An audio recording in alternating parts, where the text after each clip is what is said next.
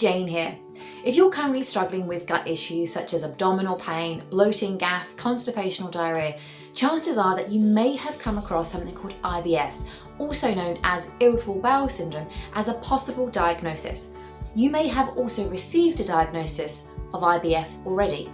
But either way, if you have severe IBS symptoms, it's not uncommon to worry that there is something more seriously wrong with you than just IBS because of the level of pain and discomfort that you're in. In this case, either you, your doctor, or both of you will want to have additional tests carried out just to check what's happening inside of your gut. So what are these tests? And how are they used to diagnose IBS? Keep watching to find out. And for those of you who are new to my channel, my name is Jane, and as a psychotherapist and gut-directed hypnotherapist and wellness coach, I help people with irritable bowel syndrome beat their symptoms long-term without restrictive diets and without using medication for the rest of their lives.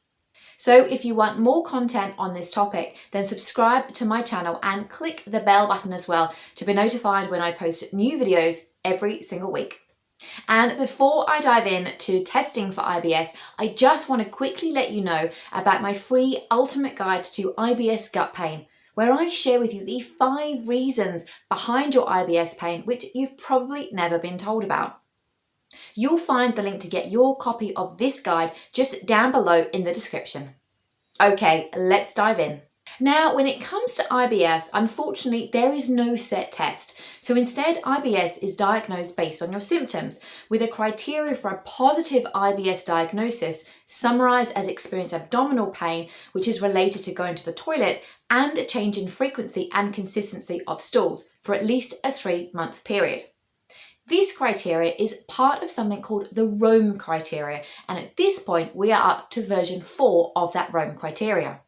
But a diagnosis of IBS can also be made based on your symptoms and by excluding a number of other conditions using diagnostic tests based on your symptoms and your own personal background.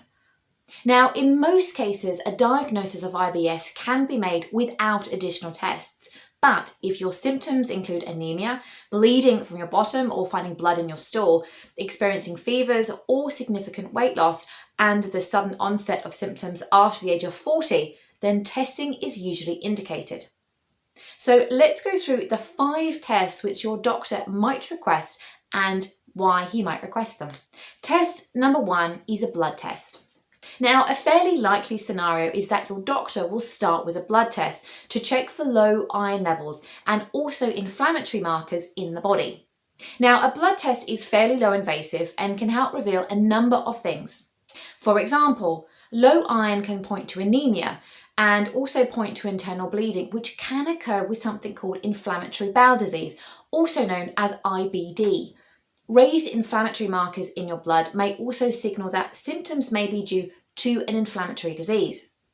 Now, for more on the differences between IBS and IBD, make sure you check out my other video on this, and I'll post a link just down below in the comments. Now, this leads us on to test number 2, which is a stool analysis. Now, a stool analysis can check for both blood in your stool, which is another sign of inflammatory bowel disease, and can also check for signs of infection and parasites, which can mimic the symptoms of IBS. Now, your doctor will be looking for different things depending on your own personal symptoms and background, but a stool analysis is super helpful to rule out other gut disorders and is also a very low invasive way to get a real clearer look at what's going on inside of your gut. Test number 3 is called a Sigmoidoscopy. Now, a sigmoidoscopy is a thin, flexible instrument which is inserted up into your rectum and is used to take a closer look at the final part of your large intestine, which is called your sigmoid colon. Now, this is the final 40 centimeters or so of your bowel before it reaches your rectum, which is the final part of your digestive system and connects your large intestine to your anus. So why would you be referred for this test? Well, a sigmoidoscopy is used by your doctor or specialist to rule out structural or infectious diseases and is also a lot less invasive than a colonoscopy, which I'll talk about shortly. Okay, test number 4.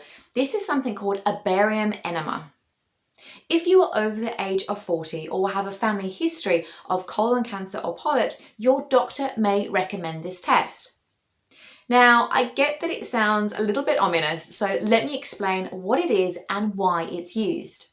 So a barium enema is a test that helps to highlight your large bowel, which includes your colon and rectum, so that it can be seen clearly on an X-ray.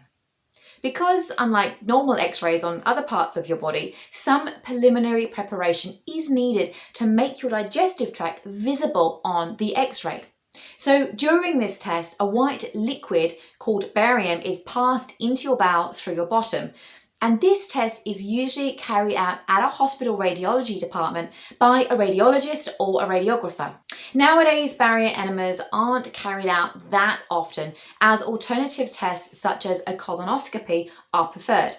But that said, a barium enema can sometimes be a useful way of finding the cause of problems like blood in your stools or a constant change in bowel habits.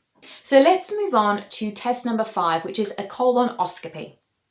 Now, a colonoscopy is a test to check what's happening inside of your bowels, and as it's a pretty invasive test, it would generally only be recommended if your symptoms were seen as red flags by your doctor or your personal history warranted further investigation.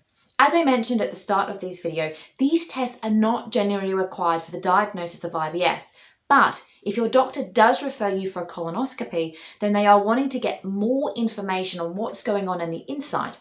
So what is this test? Well, during a colonoscopy, a long, thin, flexible tube with a small camera inside is passed into your bottom and up into your bowel. Now, despite its invasive nature, a colonoscopy is very helpful because it can look for a number of things. Firstly, it can help to identify the cause of your bowel symptoms. So, for example, if you're experiencing bleeding from your bottom or finding blood in your stool, suffering with ongoing diarrhea or constipation that does not go away, or if you are losing a lot of weight or feeling really tired for no reason. Secondly, a colonoscopy can be used to check for growths inside of your bowel, such as polyps, or if there is a suspicion of bowel cancer. And thirdly, a colonoscopy can be used to look for signs of other bowel conditions, such as Crohn's disease, diverticular disease, or diverticulitis, ulcerative colitis, and bowel cancer. Now, with all of the tests that I've covered in this video, what your doctor recommends for you is going to be 100% based on your personal situation. So the information I can give you is going to be general in nature and should definitely not be used to diagnose what's happening in your gut. So go ahead in the comments and let me know what tests you've undergone to get your IBS diagnosed or to rule out other more serious gut disorders.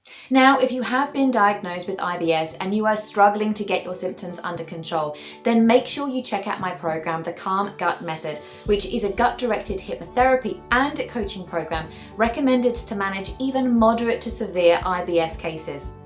You can find the link to learn more about the Calm Gut Method just down below in the description. Also, if you want to join a community where you get to ask your questions and actually get advice from myself, then I would love for you to join me in my free Facebook group. You can join that group by clicking the link just down below the video. And if you found this video helpful, then make sure you subscribe to this channel and like this video if you want to see more content like this one. In the meantime, I will leave you with these 2 other videos with more insights, tips, and strategies to help you start living life on your terms and not your bowels. For now, I'll see you in the next video.